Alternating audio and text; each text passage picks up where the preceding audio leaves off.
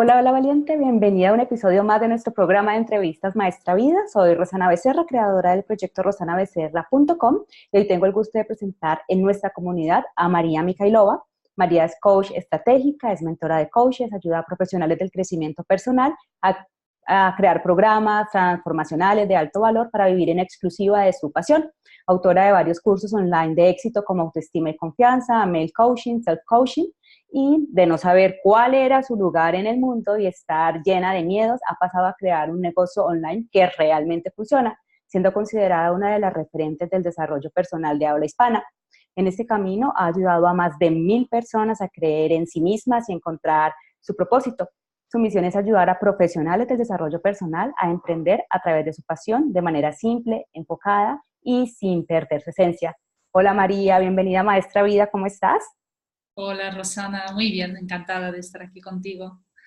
Maravilloso, pues María, para nosotras es realmente un gusto tenerte en esta ventana, tu historia es realmente inspiradora, tiene esa magia, como esa esencia tan cercana y pues por eso estaría encantadísima si puedes como ilustrarnos ese recorrido. Es muy importante pues para nosotras reconocer que esas situaciones que nos han generado en algún momento sufrimiento tienen realmente ese potencial para transformar nuestras propias vidas. No sé si podrías de pronto contarnos un poco cuáles fueron esas experiencias emblemáticas que la maestra vida te dio y que aunque en el pasado parecían duras o dolorosas, hoy podrías reconocerlas, que trascenderlas ha sido un regalo de la vida para ti. Qué buena pregunta, ¿no? Y qué grande. ¿Me oye bien, Rosana? Te escucho ¿Me escucha? perfectamente, sí. Vale, pues te cuento, yo creo que al final uno se da cuenta de esas cosas pasado el tiempo. Yo puedo recordar, bueno, más que recordar, conocer, porque yo entiendo que desde el nacimiento, de alguna forma, pues estamos también marcados por ciertas experiencias que no son las más óptimas. Muchas personas, como cuento en uno de mis cursos, eh, cuando nacemos, pues nacemos en unas circunstancias un poco incómodas para nuestros padres, quizás no éramos bienvenidos, no éramos deseados, incluso como bebés. Entonces, desde el nacimiento hay unas circunstancias que muchas personas tenemos. En mi caso, pues también ha sido así. Yo cuando nací, mis padres eran muy jóvenes y tampoco pues tuve esa infancia feliz, por así decirlo, porque ni siquiera me pudieron cuidar y me dejaron al cuidado de mis abuelos. Entonces es un hecho muy traumático para los niños, para bebés, el ser separados de sus mamás. Y ahora que soy mamá lo puedo sentir todavía con mayor fuerza porque sé la unión tan fuerte que existe entre los bebés y su mamá. Entonces, bueno, pues eso fue una de las primeras experiencias, de las más traumáticas, creo yo, que viví, sin ser yo consciente, obviamente, hasta que entendí por qué yo vivía en casa de mis abuelos y mi hermana vivía con mis padres venían a visitarme y no era como las otras familias donde los hijos viven con sus padres. O sea, yo sentía que no era normal esa circunstancia. Entonces, bueno, pues empezando por ahí, te puedo asegurar que a partir de ahí pues hubo muchas situaciones así de incómodas, difíciles, ¿no?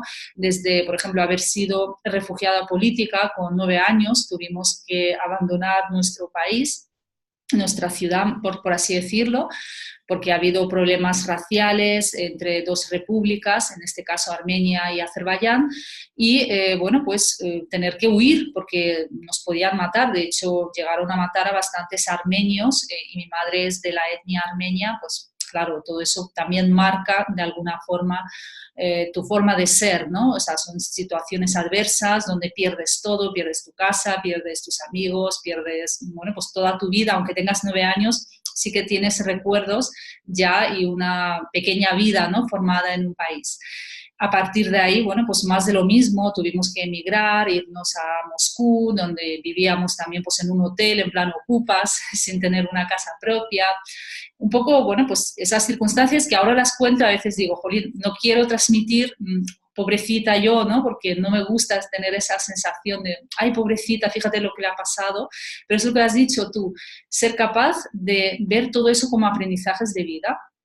Si solo me sitúo en esa fase de mi vida, ¿qué puedo aprender?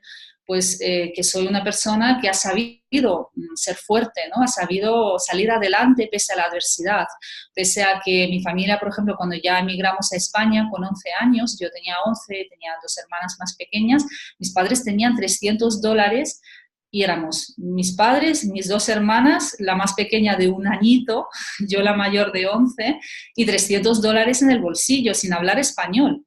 O sea, imagínate, ¿no? Claro, yo a esa edad todavía no era consciente de lo difícil que era la situación, de lo valientes que fueron mis padres, que justo es cuando empecé a convivir con ellos. Pero claro, era una situación bastante incómoda. Vivíamos en un centro de refugiados, 5 personas en una habitación minúscula, compartiendo baño con cientos de personas. Entonces, bueno, pues fueron situaciones que quizás ahora mismo yo pienso y digo, ojalá mis hijas nunca vivan eso, pero también pienso que gracias a haber vivido pues, situaciones de tanta escasez, de pasar miedo, miedo a la muerte, miedo a no tener nada para comer, no tener una casa, tener que ser recogidos o acogidos por otro país, ¿no? Lo que hicieron fue crear a una persona que, aunque es verdad que me crearon mis otros traumas, baja autoestima, falta de confianza, sensación de que no pertenezco a ningún lugar, al mismo tiempo también generaron en mí una gran resiliencia, una capacidad de superarme a pesar de la adversidad, una sensación de que, bueno, pues pase lo que pase, yo puedo con la vida, ¿no? Eso que ahora que vivimos en una sociedad, al menos en el occidente, donde estamos muy, muy protegidos, ¿no?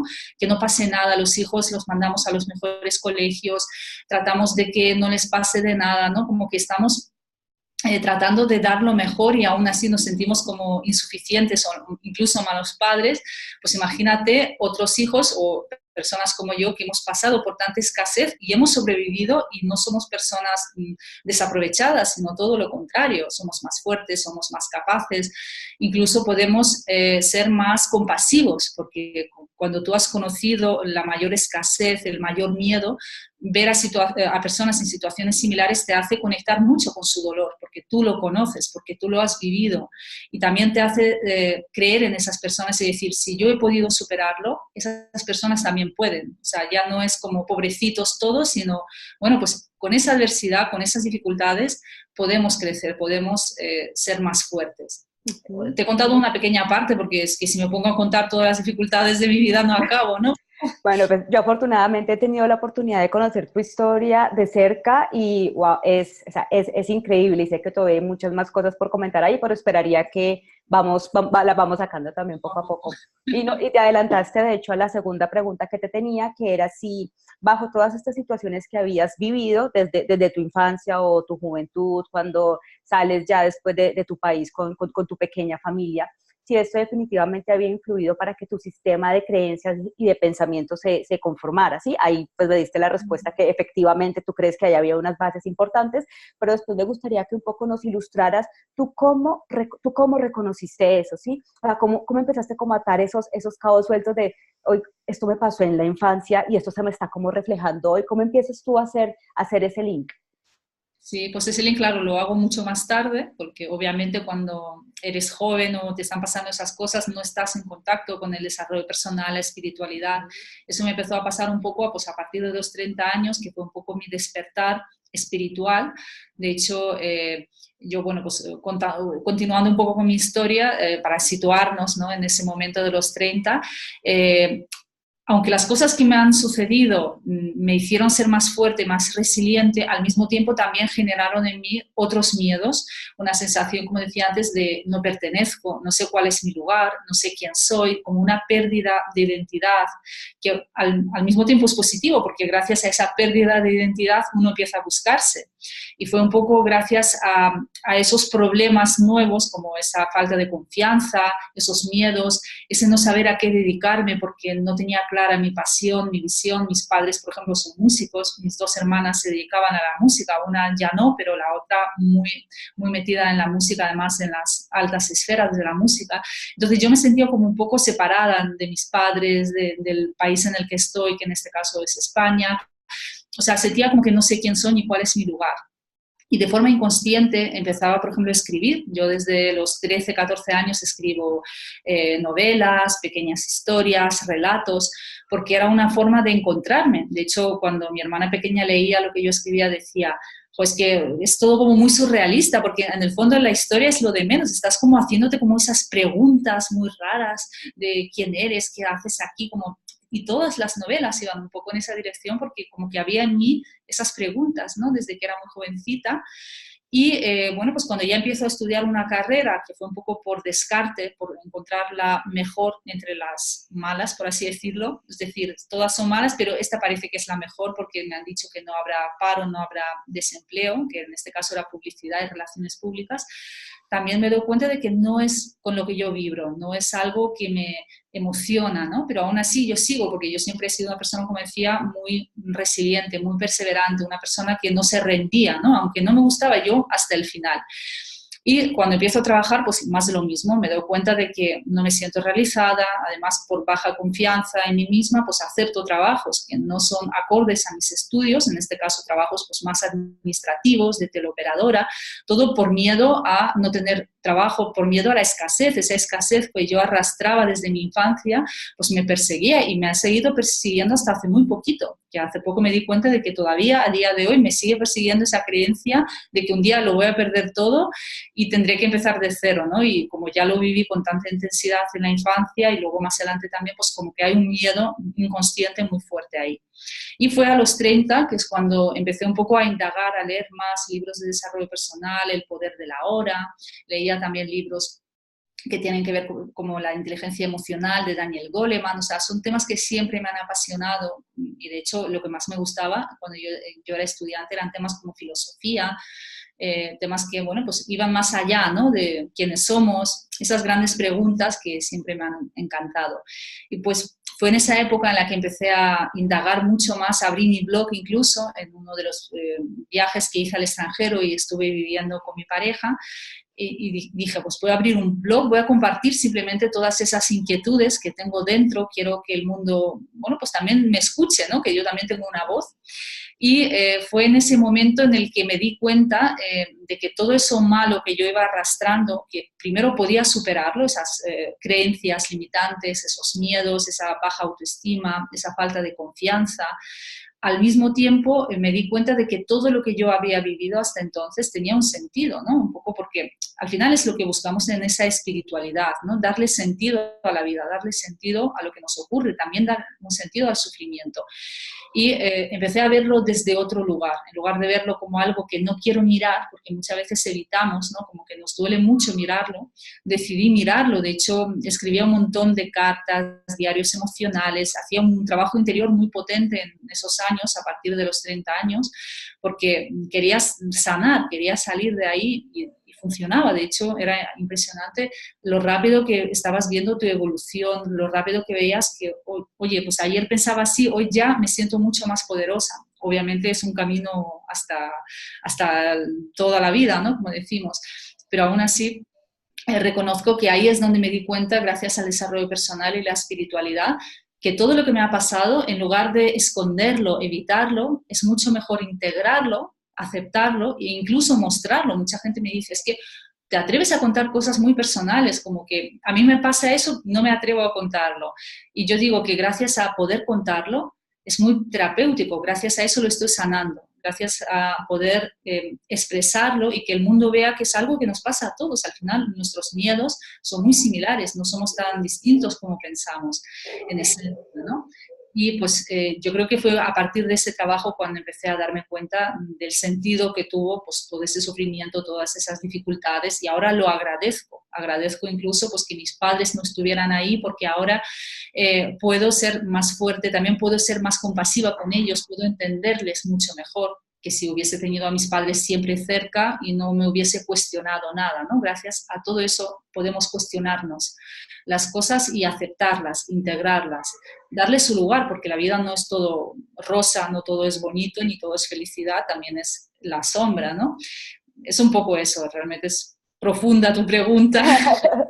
Bueno, María, ¿tú crees que todas estas situaciones que te pasaron, repito, cuando eres todavía una niña, después viene la juventud, todos tus trabajos, todo este cúmulo de situaciones, ocurrieron al azar o detrás de eso, de pronto, ¿qué sentido hay? ¿A venir a este planeta o a trascenderlas o a evolucionarlas? ¿Eran realmente necesarias?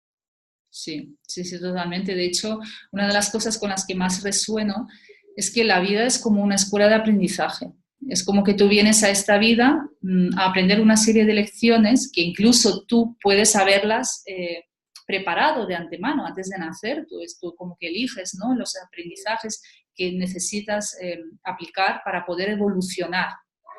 Entonces, si tu vida es muy simple, no te ocurre nada. Hay personas que nacen en buena situación, una buena familia, sin casi problemas. Todos tenemos algunos, pero hay personas que como que decimos, ¡ay, qué suerte!, ¿no? Tiene esa persona que ha nacido con padres que le han dado todo, no ha tenido ningún problema, ha trabajado en lo que ha querido. Bueno, pues a lo mejor su evolución o no, no se sabe, pero lo más normal es que si a ti no te pasan cosas graves, tú sigas en ese nivel, ¿no? ¿Para qué cambiar si todo está bien? Cuando tu vida se presenta con muchas turbulencias, con muchos cambios, con mucho dolor, yo siempre tenía la sensación de que a mí me costaba mucho alcanzar las cosas. Todo lo que para los demás como que era más fácil, a mí me costaba en todos los niveles, sea a nivel de pareja, sea a nivel de trabajo, sea a nivel incluso de tener mis hijos, porque también tuve esa dificultad, ¿no? Entonces yo sentía como que consigo las cosas, pero después de mucho tiempo, después de como un esfuerzo, después de un trabajo. Y ahora me doy cuenta de que, bueno, pues a lo mejor tenía que ser así para yo crecer, para yo desarrollar cualidades como la paciencia, como la aceptación, todo eso que contaba antes, la resiliencia, ¿no? El saber superarte, levantarte cuando has caído. Esas cualidades que son tan necesarias para la vida, pues la vida me las ha ido trayendo a través de, bueno, esos desafíos, esos retos cotidianos. Sí. ¿Cómo crees tú que de pronto podríamos reconocer en esas experiencias ese mapa de ruta para la sanación, o desde tu experiencia, qué herramientas funcionaron para ti, como de pronto para esas personas que apenas están aterrizando en este mundo, que todavía como que no se alcanzan a creer esto que nosotros estamos hablando, que efectivamente esas situaciones de sufrimiento tienen un regalo precioso detrás para nuestro propio desarrollo? ¿Qué funcionó para María? ¿Qué herramientas funcionaron? Claro, primero, antes que nada, o sea, antes de ir incluso a las propias herramientas, lo que sí es importante es reconocer esas dificultades o esos retos o esos sufrimientos que están ahí. O sea, no esconderte, porque lo que mucha gente hace, y yo también en algunos momentos de mi vida hacía, es un poco autoengañarnos, ¿no? Tampoco es para tanto, ¿no? O sea, imagínate, pues tienes una pareja que te es infiel y tú como que no lo quieres mirar, como que miras a otro lado, ¿no? O tienes un trabajo, como era mi caso, 7 años en un trabajo donde yo no era feliz, y yo decía, tampoco está mal, tengo un trabajo cerca de casa, puedo tener lo básico, tengo pequeños ahorros, puedo viajar, puedo salir, puedo comer fuera. O sea, aunque no era feliz, porque tampoco podía ni siquiera irme a vivir yo sola, seguía viviendo con mis padres porque no podía permitirme un piso de alquiler. Pero uno se autoengaña. Entonces, el primer paso es reconocer que tienes eso, ¿no? Y eso muchas veces duele mucho cuando reconoces un sufrimiento y además tomas la responsabilidad que es tuya. Lo mismo digo, sea un trabajo, sea una pareja que te es infiel o con la que no eres feliz, no sé, cualquier otra circunstancia, quizás temas de salud son como más delicados, ¿no?, de aceptar, porque uno dice, yo no elegí esa enfermedad, pero si uno ya indaga y trabaja a nivel interno, quizás se da cuenta de que hay una serie de emociones, incongruencias en tu vida que han desencadenado incluso una enfermedad. Eso quizás es más delicado porque como que somos más sensibles con esos temas, ¿no? Porque uno no elige su enfermedad, pero sí elige a su pareja, sí elige un trabajo, ¿no? En todo caso es mirar de frente y aceptar y reconocer que tú eres responsable. Eso cuesta mucho. Cuesta porque es más fácil buscar los culpables fuera de nosotros, buscar que tu marido es el culpable, que tu jefe es el culpable, que la sociedad o, no sé, o esa enfermedad es la culpable, sin mirar dentro, ¿no? Entonces hay un trabajo como de aceptación, de tomar responsabilidad, de volver hacia adentro en lugar de ir hacia afuera. Entonces ahí puedes hacer muchas cosas, desde leer libros, ver charlas como las que tenemos aquí contigo, puedes hacer cursos, hay muy buenos cursos también en internet o presenciales, talleres, es decir, ahora gracias a la tecnología, a la globalización, pues también está esa parte positiva, ¿no?, de que tienes mucho acceso a la información. Y ahí es donde empieza ese trabajo de aceptación, de reconocer tu responsabilidad, de darte cuenta de que tú eres la persona que irradia todo, o sea, tú eres un poco el centro de lo que te ocurre, ¿no? A partir de ese reconocimiento es cuando uno ya puede encontrarle un sentido.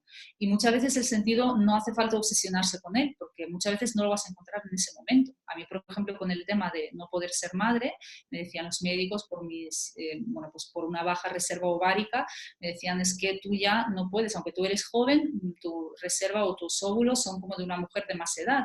Entonces, científicamente, desde el punto de vista médico, es muy difícil que lo consigas. Claro, yo quería encontrar respuestas. Yo, de hecho, estaba justo inmersa en todo ese desarrollo personal que fue, como decía, a partir de los 30 años y no encontraba respuestas y estaba como obsesionada, estaba mirando, buscando. A veces eso es contraproducente. También hay que darle tiempo a que las cosas sucedan, a que pase un tiempo y aceptar, a veces diciendo, no sé qué me está pasando, no sé por qué me está pasando, aceptar que también no sabes y no tienes por qué saberlo todo ya. Y enfocarte en ese momento en vivir tu vida con otras cosas, con el crecimiento pues, ese interior que es tan importante, tratando de ser mejor persona, tratando de entenderte mejor, tratando de vivir mejor en tus circunstancias, incluso adversas, o sea, incluso dentro de esa adversidad que estés viviendo, que quizás no puedes cambiar o que no entiendes, aceptar que es parte de tu vida, aceptar que hay que atravesarlo de la mejor forma posible, ¿no? Ese periodo bajo o complicado.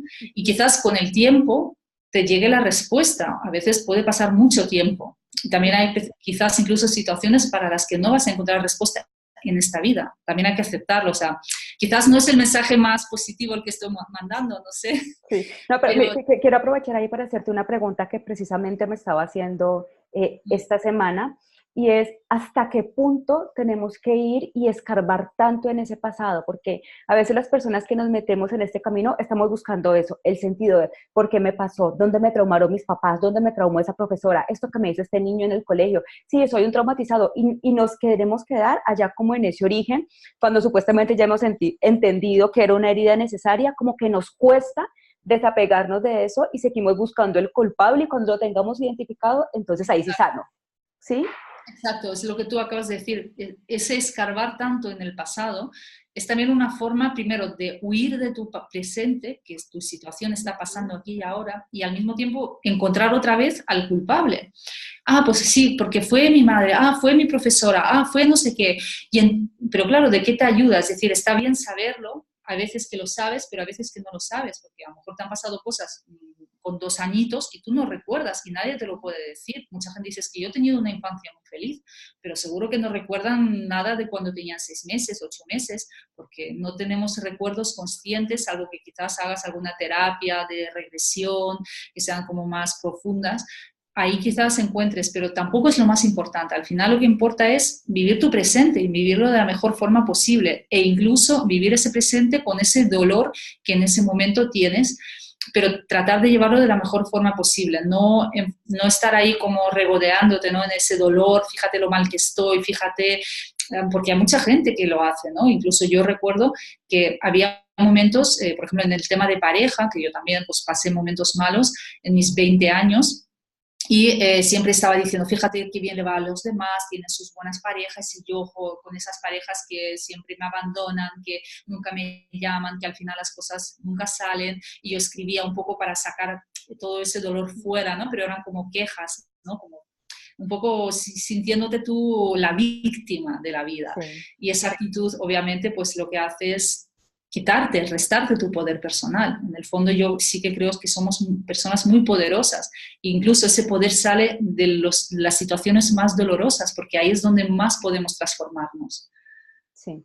Bueno, y ya con todo esto nos podrías un poco mencionar como esas herramientas que le funcionaron a María para poder trascender o de esos inicios. Te digo, es que a veces dentro de la comunidad pues todavía hay personas que, ay, no sé cómo se hace esto, cómo empiezo, cómo aterrizo, y están todavía como, o estamos muy enfocadas todavía en ese sufrimiento y en ese dolor buscando causas. ¿Cómo tú nos recomiendas salir de ahí? ¿Con qué herramienta? Claro, hay muchas herramientas desde, pues eso, el coaching, la PNL, por ejemplo, la programación neurolingüística, la inteligencia emocional, está mindfulness, por supuesto, las meditaciones, incluso está para mí la herramienta, no sé si llamarlo herramienta porque no es el nombre correcto, es la espiritualidad, ¿no? Para mí esa es la más potente, porque tú puedes trabajar tus problemas, tus dificultades a un nivel más superficial, por así decirlo, por ejemplo, cambio de creencias, nuevas afirmaciones, pero a veces no es suficiente. Entonces, la forma para mí profunda de trabajar con el dolor, con el sufrimiento, es siempre desde la espiritualidad, ¿no? Desde la comprensión de que somos un todo, de que lo que me pasa a mí no está desligado del resto del mundo, que yo estoy ligada a todos, que soy parte del mismo universo, que hay un plan, hay un significado que todavía no conozco, hay un trabajo de la aceptación, ¿no? Pero no es una herramienta como tal, porque como tú bien sabes, además en la espiritualidad, Rosana, es otro de los puntos que más tratas en tu blog, todo parte desde esa comprensión, desde esa aceptación, desde esa humildad incluso, ¿no? Decir, es que no sé por qué me pasa eso, pero lo estoy aceptando porque en algún momento quizás lo sepa o no, pero voy a tratar de aprender como pueda, como si fuera un niño, ¿no? Porque ese ego, ese orgullo que quiere saberlo todo, que quiere controlar, ese dejar ese control, lo que más nos cuesta, ¿no? A las personas adultas que nos creemos tan listos, tan inteligentes, que como que la vida me va a enseñar nada si yo ya lo sé todo, ¿no? Es más un proceso de desaprender. Pero también entiendo que es algo que una persona llega a ese nivel de profundidad o espiritualidad cuando o bien está preparada o tiene también referentes o tiene guías, ¿no? Es verdad que hacer este camino a solas a veces es muy difícil, o hay personas que tienen también un nivel de desarrollo interno muy profundo y también lo pueden hacer a solas, pero que no es para todo el mundo ni en cualquier momento. Las personas que quizás estén comenzando, yo no les diría, bueno, pues empieza por ahí, ¿no? Porque quizás se pueden sentir incluso como un poco chocante, ¿no? Sí, Meterte en perturbados. espirituales. Entonces vamos a ir quizás a unos niveles un poquito más superficiales, pero también está bien, porque por algo hay que empezar, ¿no? Pues empezar a trabajar con las emociones. Una de las herramientas que más me ha funcionado, sobre todo al principio, fue el diario emocional. Es decir, empezar a entender qué te están diciendo tus emociones, qué está detrás de esas emociones, porque a veces sentimos rabia y en el fondo es tristeza. Y la forma en la que esa tristeza se expresa es a través de la rabia, porque no nos atrevemos a mirar, lo que decía antes, al dolor de frente. Entonces, hacer un diario emocional donde al anochecer, al acostar, te escribas todo lo que has sentido a lo largo del día, todas esas emociones incómodas, qué te querían decir, un poco analizar, ¿no? Lo que te ha pasado y ponerlo por escrito, para mí ha sido, por ejemplo, muy, muy útil. Es uno de los ejercicios que puedo recomendar a cualquier persona que quizás necesitan un poco de base, porque tienes que conocer qué tipos de emociones hay, las emociones primarias, secundarias, pero de hecho creo que en mi blog tengo un artículo con una serie de ejercicios de coaching y crecimiento personal. Y ahí justamente pues hay un ejercicio que se llama diario emocional, donde explico las distintas emociones que hay y cómo, bueno, pues pueden identificarlas en su día a día. Okay. Por tanto, esa parte para mí es básica y por algo hay que empezar y desde luego las emociones es algo que sentimos todos y es accesible, ¿no? A cualquier persona porque todos sentimos emociones, seamos espirituales, seamos más racionales, lo que sea, ¿no? Entonces, es uno de los ejercicios más potentes. ¿Qué más ejercicios podemos hacer? Cambios de creencias, ¿no? Porque si yo, por ejemplo, tengo la creencia de que todo lo malo me pasa a mí, siempre me pasan cosas malas, ya estoy como, bueno, pues predispuesta, ¿no? Incluso a que me pasen esas situaciones, porque al final si yo estoy enfocándome en algo, pues voy a atraer ese tipo de situaciones. Entonces, detectar qué creencias actualmente te están anclando, ¿no? En ese victimismo, en esta queja, que no te permiten avanzar y buscar mejores creencias y cambiarlas, por supuesto. También hay ejercicios de coaching, PNL, hay muchos ejercicios de cambios de creencias. Y bueno, pues también en internet las pueden encontrar en mi blog, en el tuyo también hay un artículo en el que explicabas, además referenciando distintos expertos, cómo pueden pues, cambiar las creencias. Entonces, María, una pregunta, y discúlpame que te corte. Desde tu experiencia, ¿cuáles son las creencias que encuentras con más frecuencia con las personas con las que trabajan? Porque además yo creo que son tan inconscientes que las llevamos ahí en automático y solo a través de un trabajo con una coach como trabajar contigo es que se pueden decantar y empezar a trabajar con ellas. Pero ¿cuáles son las más fuertes que tú dices, la gente está cayendo en esto constantemente?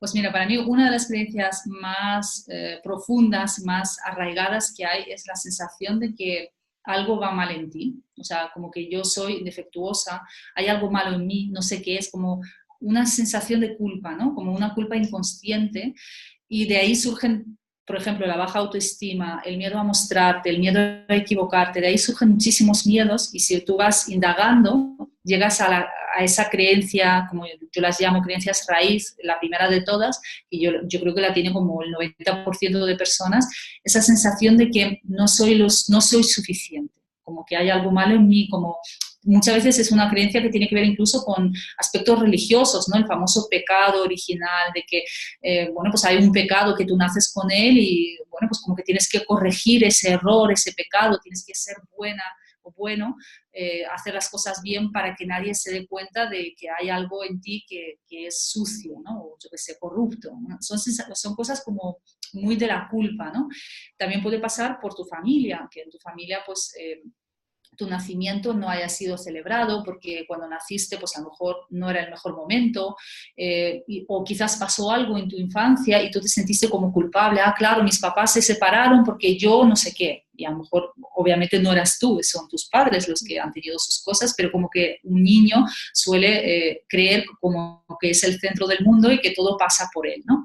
Entonces esa creencia que para mí es de las más dañinas, de las más feas, de todas, porque en el fondo no hay nada malo en nadie, incluso en las personas que hemos cometido errores, que todos hemos cometido errores, no hay una sola persona en el mundo que no los haya cometido, incluso la persona más perfecta o más buena que pensemos, estoy segura de que ha habido momentos en su vida que ha hecho cosas social o personal o moralmente que no eran las más correctas. Entonces, esa culpa con la que vivimos, ¿no? Esa sensación de culpa inconsciente es muy dura y se puede cambiar, obviamente. Lo que pasa es que es un trabajo diario, ¿no? Entonces, ¿cómo se cambia? Por ejemplo, hay una forma que me gusta mucho, que es a través de la meditación, es decir, conectando con tu cuerpo, sintiendo, porque al final esas creencias, como por ejemplo la que estoy comentando, es una creencia muy arraigada, pero totalmente infundada, porque salvo que tú realmente recuerdes que has hecho un mal a alguien muy fuerte, muchas veces son cosas, es que hay algo en mí, me da vergüenza mostrarme, no soy suficiente, no soy merecedora, esas frases que yo las oigo mucho y yo misma las tenía, de vez en cuando las sigo escuchando, hay que reconocerlo, me doy cuenta de que es totalmente falsa. ¿Cuál es la forma de quitarla? Pues conectando con el cuerpo, con el aquí y ahora, el presente, lo que hace es darte cuenta de que aquí y ahora todo está bien. Incluso las personas que estemos atravesando una dificultad en el área que sea, podemos decir, vale, puede que yo ahora esté mal en general, pero ahora mismo en ese instante, de verdad estoy tan mal me va, o sea, te das cuenta que quizás en ese instante lo tienes todo, porque si estuvieras hambrienta, pues buscarías comida, ¿no? O sea, seguramente pues ya has comido, ya has bebido, tienes tu cuerpo, bueno, pues estás sana, estás aquí y ahora, estás viviendo, ¿no? Entonces, esa conexión contigo, con el aquí y ahora, te hace creer que todo está bien, ¿no? Entonces, encontrar un poco tu mantra que te puede un poco diluir o quitar esa creencia falsa, ¿no? De soy corrupta, soy imperfecta. Por ejemplo, en mi caso es todo está bien, yo estoy bien. Entonces, conectas con esa palabra, con esa emoción, con ese presente, con tu cuerpo y esa creencia deja de tener ese efecto sobre ti, al menos en ese momento, ¿no? Entonces, es un trabajo constante, es como ir al gimnasio, que tienes que trabajar y trabajar, porque como es tan arraigada, pues hay un trabajo importante. Y ya te digo, incluso a día de hoy, de vez en cuando me viene, pero yo ya sé cómo gestionarla. Sé que esa creencia no me va a obstaculizar, ¿no? El poder hacer lo que yo quiera con la vida, mis propósitos, mis sueños, no se van a marchar porque esa creencia esté en mi vida como pasó hace muchos años. Pero ya te digo, es una creencia con la que hay mucho trabajo. Y me parece clave esto que acabas de decir porque realmente es un proceso de entrenamiento, pero además que no se termina, porque tú dices, esto sigue llegando, siguen pasando, siguen ocurriendo en tu vida situaciones que te desafían, ¿sí? Sí, Imagino que sí, todo el tiempo estás ahí brincando al vacío, como no sé qué es lo que va a pasar, y es ya el entrenamiento tal vez lo que te permite decir, tomo las riendas de esto, ¿sí? María, exacto. ¿cómo hace uno para perder el miedo y pasar a la acción frente a todas las adversidades de la vida? ¿Qué nos sugieres? Bueno, todas. O sea, lo que quiero decir es que claro que uno puede hacerlo. lo primero es querer hacerlo, porque muchas personas no queremos. Decimos, sí, sí, quiero cambiar, pero en el fondo estoy cómoda como estoy. Entonces, a veces, precisamente lo que estábamos comentando, la vida te va a poner en situaciones tan duras que la única forma de pasar a la acción sea saliendo, huyendo de esto, porque es que si no, no vas a poder avanzar, ¿no? Es decir, te pone, por ejemplo, pues una pérdida importante, una pérdida de trabajo. A veces la vida te va a sacudir si tú no haces el paso antes, ¿no? Tú eliges, o lo haces tú antes de que te ocurran más cosas, o esperas y llegará un momento, te aseguro, en el que no te quede más remedio que pasar a la acción, ¿no? Entonces, date cuenta de si realmente quieres cambiar o no, ¿vale? Porque ahora hay también una moda, ¿no? De vamos a cambiar, tal y cual. Bien, cambia, pero con sentido. ¿Quieres cambiar tú? ¿Es tu momento? Quizás no sea tu momento. Hay mucha gente que llega a mí y dice, es que quiero cambiar, no sé qué, y luego trabajamos y nos damos cuenta de que esa persona no quiere cambiar, o al menos no en esta área. A veces ese cambio que queremos realizar es porque hay algo que estamos ocultando, hay algo que no queremos ver. Entonces, otra vez volvemos a lo mismo. El primer paso es conocerte, escucharte. ¿Qué quiero cambiar? ¿Por qué quiero cambiar? Hacer un trabajo consciente y muy importante. Sin eso no va a poder haber un cambio de verdad. Y después no hay más que pasar a la acción a pesar del miedo. Al final, fíjate, el otro día hacía una reflexión en un post en Facebook y decía, cuando tú haces algo que te da miedo, es ahí donde está tu valentía, porque si tú haces cosas que no te dan miedo, tú no eres valiente. Es como irte a cepillar los dientes todos los días, a que no te da miedo hacerlo y lo haces todos los días. No eres una persona valiente, solamente eres valiente cuando haces cosas que te dan miedo, a pesar del miedo las haces, ¿no? Entonces, la única forma de pasar a la acción es pasando a la acción, o sea, no hay más, no hay más. De forma, de otro camino. Fórmula mágica. Lo que pasa es que muchas veces no pasas a la acción porque realmente no es tan doloroso lo que te sucede o no es tan apetecible lo que te espera ahí fuera, ¿no? Por ejemplo, en el coaching estratégico hablamos de dos palancas, la del dolor y la del placer. Si se unen las dos, es mucho más fácil que tú pases a la acción. Es decir, tu situación es muy insostenible y a su vez lo que te espera ahí fuera, aunque te dé miedo, es muy apetecible. Si se dan los dos casos, es mucho más fácil que pases a la acción, pero muchas veces no pasas a la acción porque la situación realmente no te duele lo suficiente y porque lo que te espera ahí fuera no lo ves tan bonito, no es algo que te llame tanto o no es algo que te apasione, no es algo que te quite el sueño, por así decirlo, ¿no? Entonces, bueno, pues quizás si no cambias, pues porque ni estás tan mal ni estás persiguiendo algo grande. Encuentra un porqué o un para qué más grande y te va a ser más fácil salir de ahí. Obviamente no es recomendable que hagas que tu situación sea más dolorosa, ¿no? O sea, no vas a hacerlo a propósito, pero si no lo haces tú, a veces es la propia vida la que te va a mover a que la situación empeore y tengas que hacer un cambio, ¿no?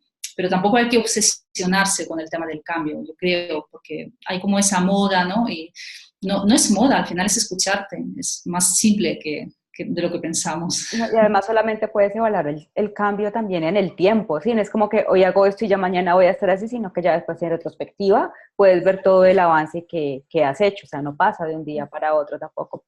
María, a mí de todo el trabajo que tú has hecho y al que yo también he tenido acceso en distintos formatos, es el trabajo que haces con el niño interior, ¿sí?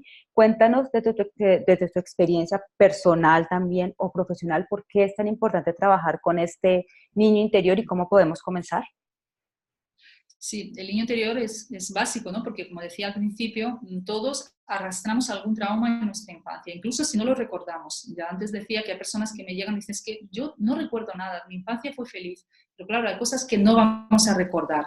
Entonces, si tú ahora mismo, a día de hoy, por ejemplo, el niño interior es muy útil, por ejemplo, para trabajar la autoestima. Si tú no te amas del todo, si tú permites que tus parejas, por ejemplo, te traten mal, si tú permites estar en un trabajo donde no eres feliz, si tú permites que la gente te trate mal, que la gente no te respete, si tú permites, al final es tu propio, el permiso lo das tú, que la vida o los demás te estén dando cosas que te están doliendo y sigues ahí y no cambias, es probablemente porque tú no te amas. Y entonces para trabajar con ese amor propio tenemos que ir a veces hacia atrás, tenemos que ir incluso a los primeros años de nuestra infancia, que es donde se forjó, por un lado, nuestra personalidad, pero también donde bueno, pues empezaron esos problemas, por así decirlo, ¿no? Pues esa falta de amor a ti mismo, porque tus padres no te dieron suficiente amor, porque incluso te trataron mal, incluso te faltó algo. Entonces tenemos que ir un poco hacia atrás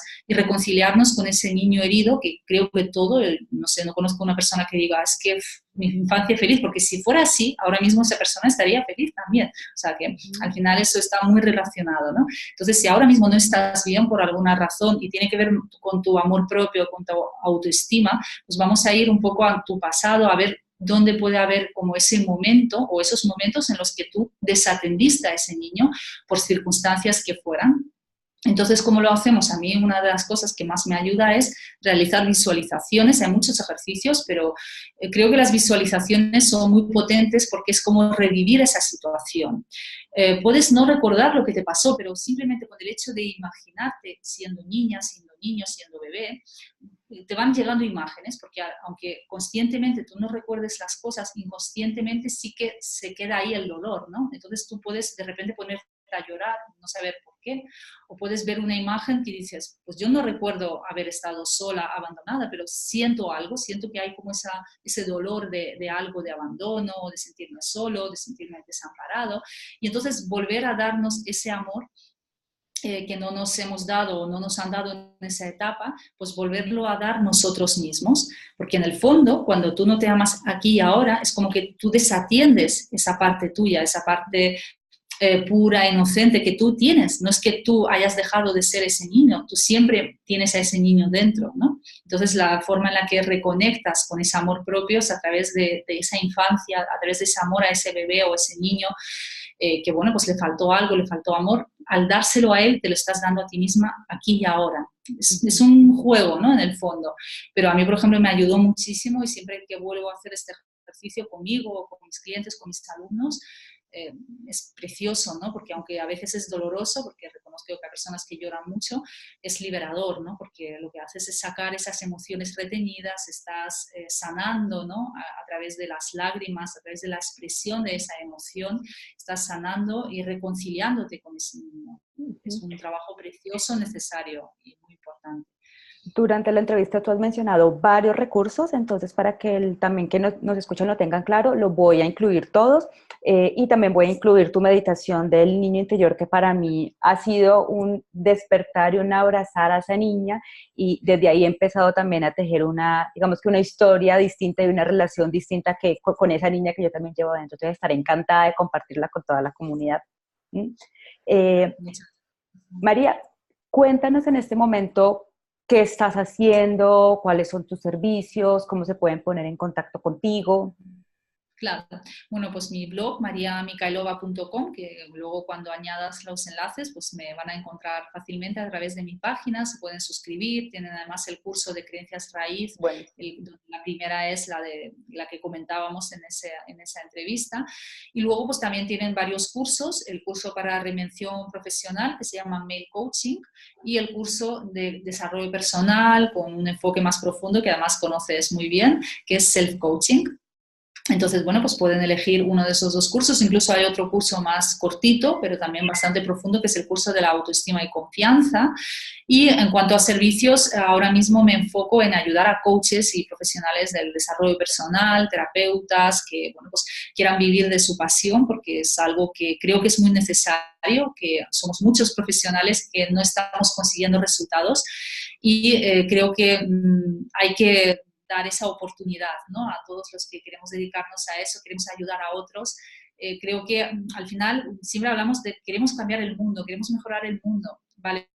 Obviamente el trabajo empieza en uno mismo, pero también si tú como coach, como terapeuta, como simplemente un profesional del desarrollo personal estás ayudando a mejorar vidas a otras personas, ya estás mejorando el mundo, ¿no?